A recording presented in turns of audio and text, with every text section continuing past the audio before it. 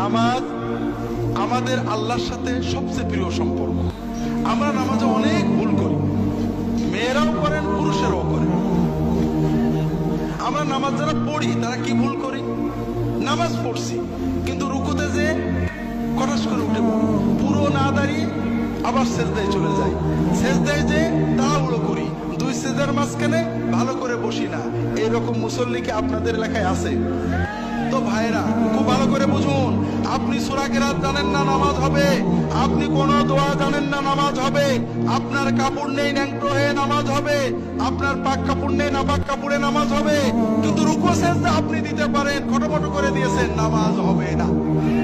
কারণ আপনি মালিকের সামনে গেছেন, প্রধানমন্ত্রীর সামনে গেলে, এমপির সামনে গেলে কত ভক্তির সাথে থাকেন, আর মালিকের সামনে মাথাটা নত করেছেন, আপনি একেবারে হঠাৎ করে উঠে পড়লেন, শান্ত হয়ে দাঁড়ালেন না, এইভাবে রুকু সেজদা করলে নামাজ হবে না। কাজেই অন্তরের মহব্বত দিয়ে নামাজ পড়েন।